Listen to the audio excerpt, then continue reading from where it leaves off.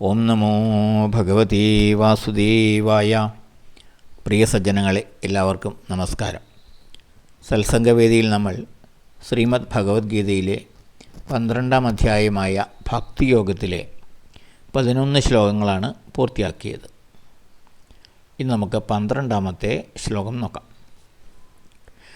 ശ്രേയോ he ജ്ഞാനമഭ്യാസാത്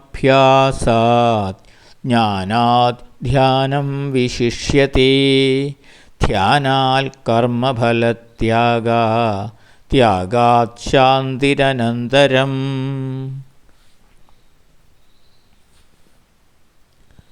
അഭ്യാസാൽ, നിരന്തരമായ അഭ്യാസത്തേക്കാൾ, അതായത് യോഗചര്യകളേക്കാൾ, കായികമായ യോഗാഭ്യാസങ്ങളേക്കാൾ ജ്ഞാനം ശ്രേയഃ, ജ്ഞാനാർജനം, അറിവ് സമ്പാദിക്കൽ ശ്രേഷ്ഠമാകുന്നു. ജ്ഞാനാത്, അങ്ങനെ ജ്ഞാനം സമ്പാദിക്കുന്നതിനേക്കാൾ അഥവാ അറിവ് നേടുന്നതിനേക്കാൾ ധ്യാനം വിശിഷ്യതേ, ധ്യാനം വിശിഷ്ടമാകുന്നു. അതായത് ജ്ഞാനത്തേക്കാൾ വിജ്ഞാനം വിശിഷ്ടമാകുന്നു. വിജ്ഞാനം എന്ന് പറഞ്ഞാൽ പ്രായോഗികമായ ജ്ഞാനം, അതായത് ധ്യാനം, മനനം തുടങ്ങിയവ. അത്തരത്തിലുള്ള ധ്യാനം അഥവാ വിജ്ഞാനം വിശിഷ്ടമാകുന്നു. ധ്യാനാത്, ധ്യാനത്തേക്കാൾ കർമ്മഫലത്യാഗഃ, കർമ്മഫലത്യാഗം ശ്രേഷ്ഠമാകുന്നു. ഹി, എന്തെന്നാൽ ത്യാഗാൽ, ത്യാഗത്തിൽ നിന്ന്, അനന്തരം, പിന്നീട്, ശാന്തിഹീർ, മനഃശാന്തി ഉണ്ടാകുന്നു.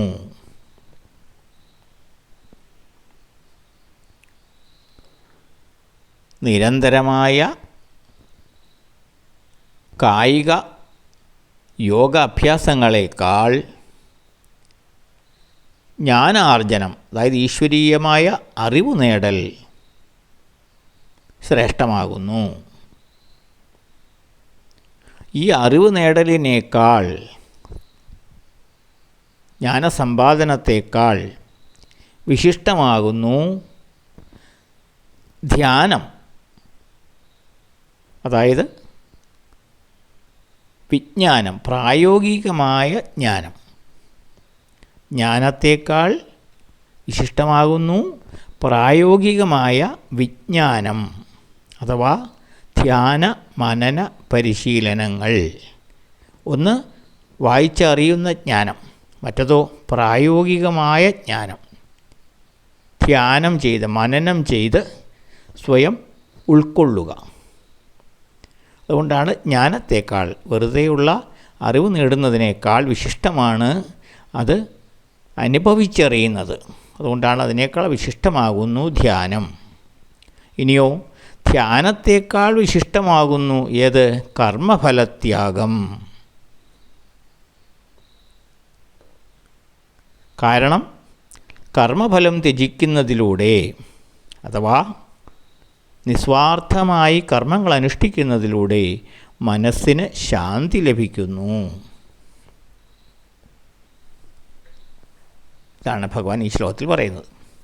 കഠിനമായ യോഗചര്യകളേക്കാൾ, യോഗാഭ്യാസങ്ങളേക്കാൾ ശ്രേഷ്ഠമാണ് ജ്ഞാനത്തിൻ്റെ മാർഗം, അതായത് ഈശ്വരനെക്കുറിച്ചുള്ള അറിവ് തേടുന്ന മാർഗം.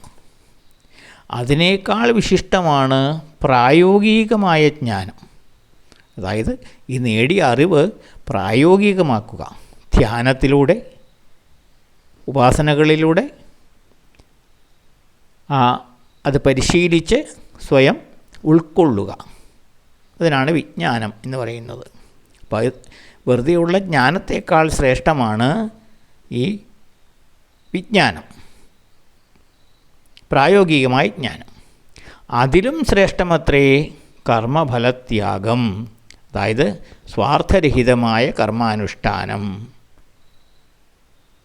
അപ്പോൾ യോഗമാർഗത്തെക്കാളും ജ്ഞാനമാർഗത്തെക്കാളും വിജ്ഞാനമാർഗത്തെക്കാളും ശ്രേഷ്ഠമാണ് കർമ്മഫലത്യാഗം, സ്വാർത്ഥരഹിതമായ കർമാനുഷ്ഠാനം എന്നാണ് ഭഗവാൻ പറയുന്നത്. എന്തുകൊണ്ടെന്നാൽ ഫലേച്ഛ കൂടാതെ കർമ്മങ്ങൾ ചെയ്യുമ്പോൾ മനഃശാന്തി ലഭിക്കുന്നു. ഫലത്തെപ്പറ്റി യാതൊരു ഉത്കണ്ഠയുമില്ലാതെ അവനവൻ്റെ കർമ്മങ്ങൾ അനുഷ്ഠിക്കുക.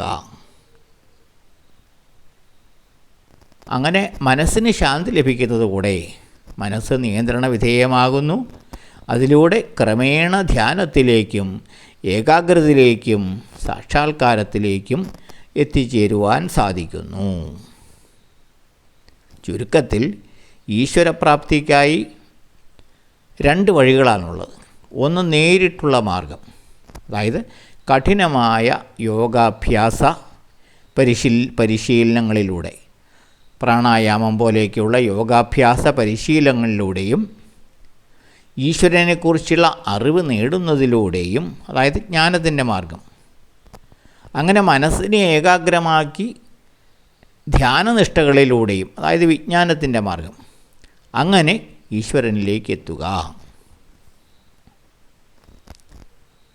അത് കുറച്ച് കഠിനമായ മാർഗമാണ്. മറ്റൊന്ന് സ്വകർമ്മങ്ങൾ ഫലേച്ഛ കൂടാതെ ഈശ്വരപൂജയായി കരുതി അനുഷ്ഠിച്ച് മനഃശുദ്ധി നേടി ഏകാഗ്രത ക്രമേണ കൈവരിച്ച് ക്രമേണ ധ്യാനാവസ്ഥയിലും യോഗാവസ്ഥയിലും എത്തിച്ചേരുക.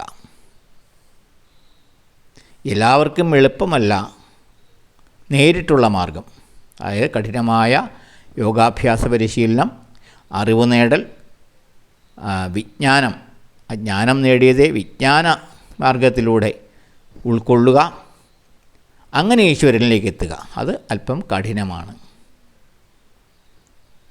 അതിന് ഉറച്ച മനക്കരുത്തും കഠിന പ്രയത്നവും ആവശ്യമാണ്. എന്നാൽ രണ്ടാമത്തെ മാർഗം വളരെ ലളിതവും എല്ലാവർക്കും സ്വീകാര്യവുമാണ്. അതെന്താണ്?